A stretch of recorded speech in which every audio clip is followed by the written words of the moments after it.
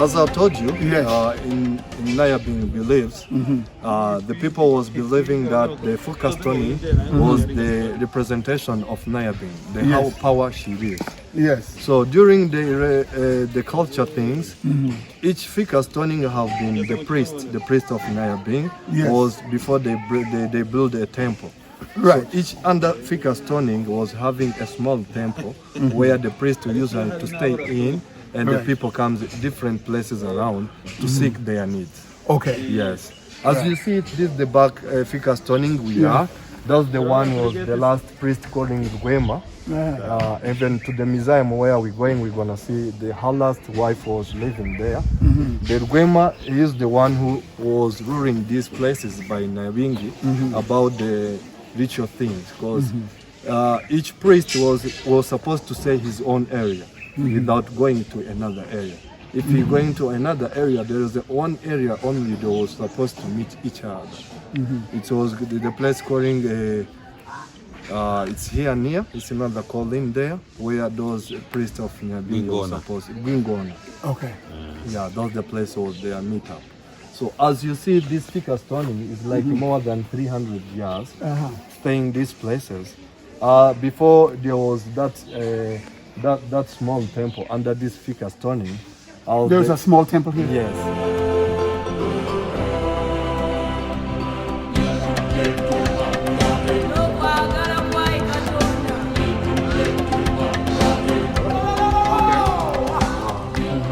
This is the place calling Roots of Nyabingi Heritage Center. Roots of Nyabingi Heritage Center. Yes, it was protected and run by Burera Youth. Protected and run by Buhera Youth Community. Yes. After we seeing how lucky we are to having this heritage center in our place, so the youth decided to raise up that heritage center so the people they could understand and knowing that Nyabingi was coming from this place here in Rwanda. Oh, this is where Nyabingi is from? Yes. Oh, this is the area? This is the area we are in of Nyabingi. Of Nyabingi. Yes. And the people of these places was believing through her spirit, Nyabingi. Yes. Right. And she was a medium for Almighty God and man. Yes. So this whole area here, this area here, was her kingdom. Yes. Right. Her father's kingdom that she inherited from her father. Yeah. Right. And this was in the 15th century. This was in the 15th century. Yes. Okay. So as we are sitting here, these are the places we're giving the debriefing of the client who comes to visiting this heritage center. Right.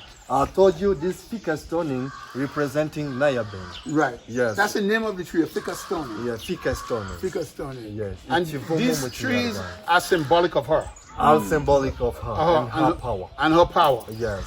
That's why these trees are so important. That's why these trees are so important. Right. Before that time, each Fika stoning, under the Fika stoning, there was building a small temple. Right. Yes. They built a temple below the trees. Below the trees.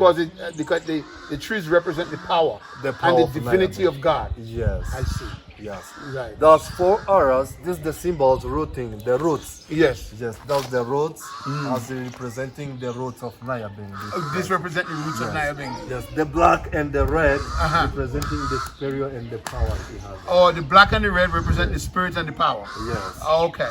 Yeah. Okay, I see. So now we could just go inside. Go inside and see. Okay. Thank you.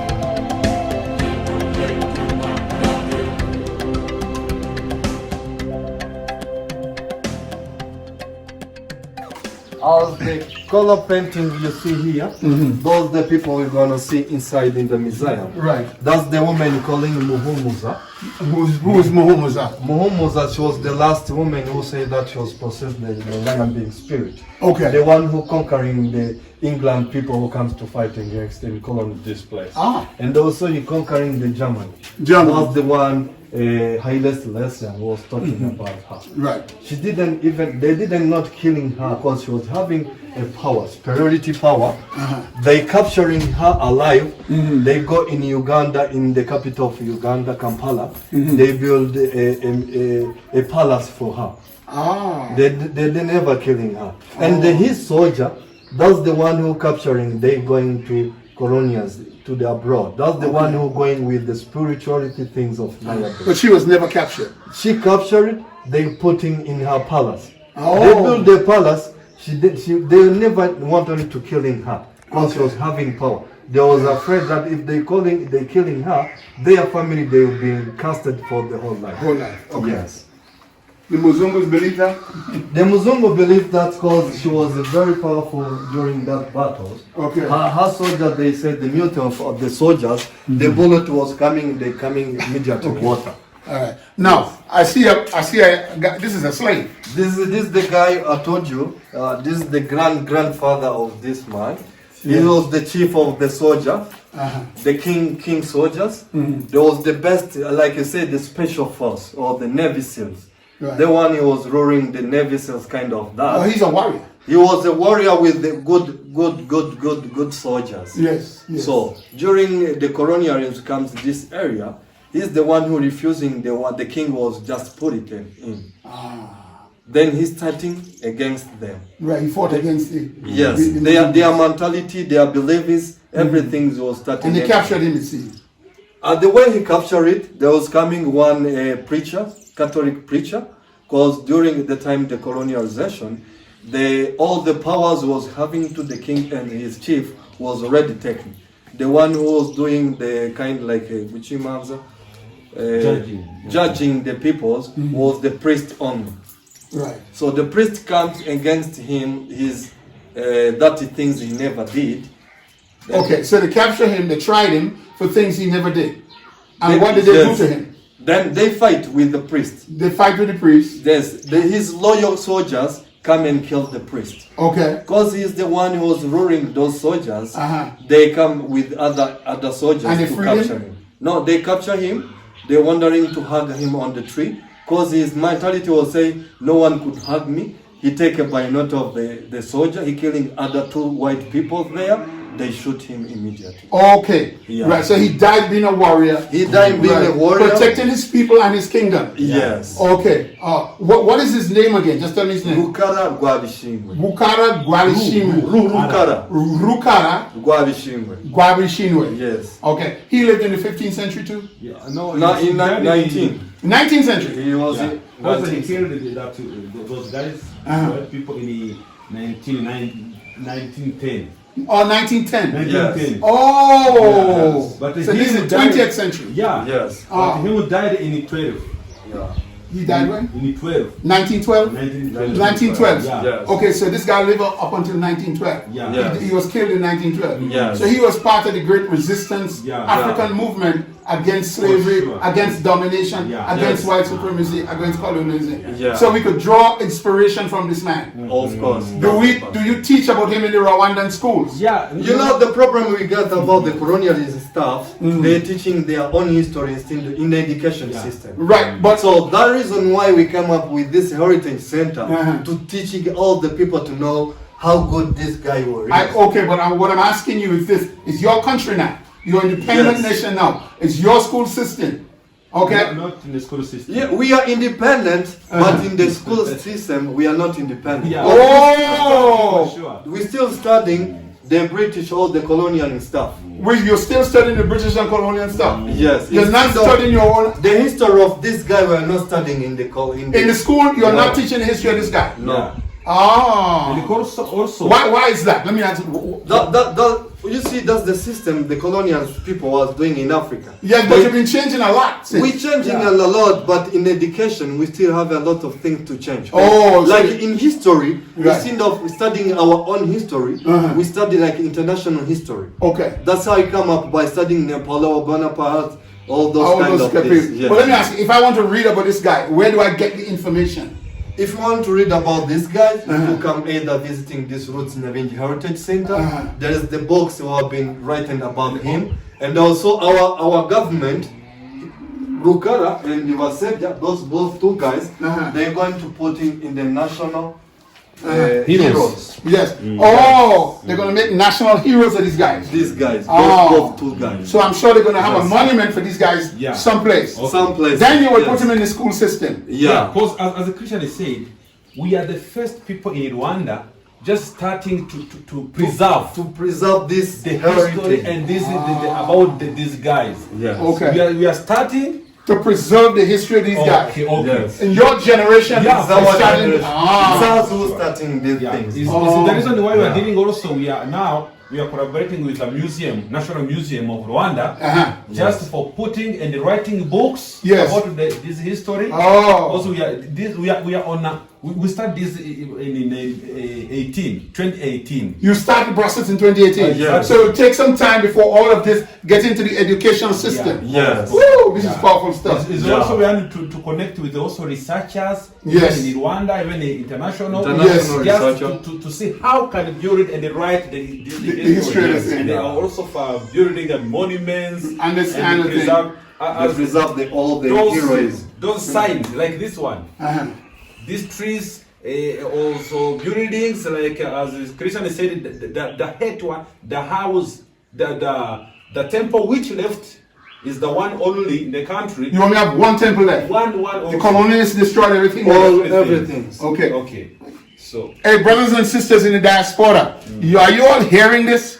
These brothers and sisters here have been through the same thing we've been through. The history was wiped out. Okay? The history was suffocated, and they're trying now to rebuild it. Okay? With the heroes who resisted white supremacy and colonialism in the past. Okay? So here we are, up in Butaro, Rwanda, high in the Rwandan hills. Okay? And this is what I'm learning now. Rwanda had a big resistance movement against the colonialists. Whether they were the German, Belgian, Portuguese, whoever the hell they were. All right? And now that history, they are now trying to have a renaissance of that history. Okay, thank you. This is what we call the room of faith, right? We're going to find out what the ancestors' faith they had and how they practice it. It's very written here, so let's go in. So there is a seat here. Oh, I can sit here?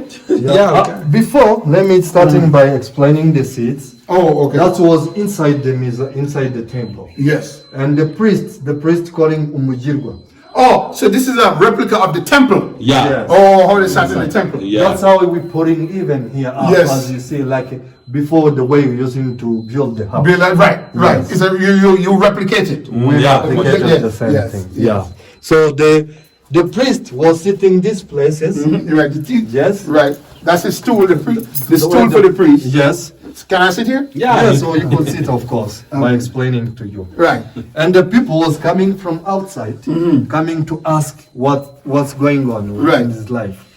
Here inside the temple, there used to be, this is Minimibiri.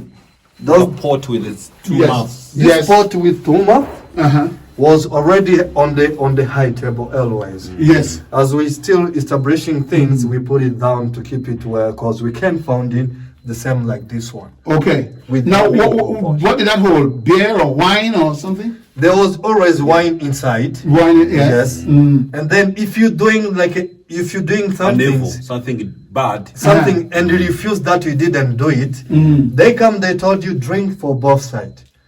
If you drink for both sides and you didn't commit any crime, you could go without having any problem. Peacefully. If you drink it and it's you already committed the mistake and you refuse it that it's you're becoming crazy. Yes, and then they could also giving the hero medicine that time, you will come back again. Yes. So the faith healer had a part in this too. Yes. The healers had a part in this. That's about the music. Always inside here, they always having music. Yes. This is one of the traditional music. Right. Yes, but they was having only music for healing. For healing. Yes. So when they give you the stuff, the healer work with you, they play the music. Yes. If you come inside the temple, they always fire in music, wine, and bread. Okay. And also some little meat. Meat, yeah. Okay. Yes. If you come inside, the preacher, they're offering something to drink, something to eat, so you could be coming down and then talk to wherever things you want. Reduce your stress. Yes. Right. Make you comfortable. Yes. Right. Okay. So this was like therapy. Yes. This was like therapy. Yes. Right. Oh my God. And the all rituals past this happened in this house. I want to ask you guys a question now. I'm going to come back to something. Yes. Who are your friends? in powerful places. That's what I'm asking. Okay, we get the point. As you know, each country having the system of how things doing. Yes. In Rwandan system, we have Ineko Yumucho. Ineko is like a board, a culture board of culture. Yes, right. Who's protecting all the culture we having before the colonialists come? Oh, that's what I'm asking. Yes. That's what I'm asking. Up to date was having to get a lunch. Rwanda here, all the people could just know RDB. Rwanda Development. Yes, board. Yeah, I know that. I know them very well. With Ineko Yumucho. And also Museum of Rwanda, Museum. National Museum of Rwanda, was planning to come and launching this place. And then we get the problem of COVID-19. Because of these things of COVID, they changed it to another date. But okay, so COVID slowed down. Yeah. Yes. That's understandable. Yes. COVID slowed that down. Yeah. Yes. That effort. Even a part of that also, as the people here starting to just believing and just loving the culture of Rwandans. And now the people, because we have been running this place now is 3 years. 3 years. Yes. This Heritage Center began 3 years. Yeah. All we having the MOU, Memorandum of Understanding, with the university, where we bring in that's the University students. of Rwanda. Yes, University of Rwanda, University of Tourism. Yes. All the universities start teaching the tourism stuff. Yes. We're having even the high school. Ah. So we give them the tour to come and visit the place, knowing about the culture, so they could, wherever, if they're going back, or if they're starting their own tour companies, they could always remember to bring clients. To bring the clients here. Yes, to just let me know that our culture, our belief, and even our heritage.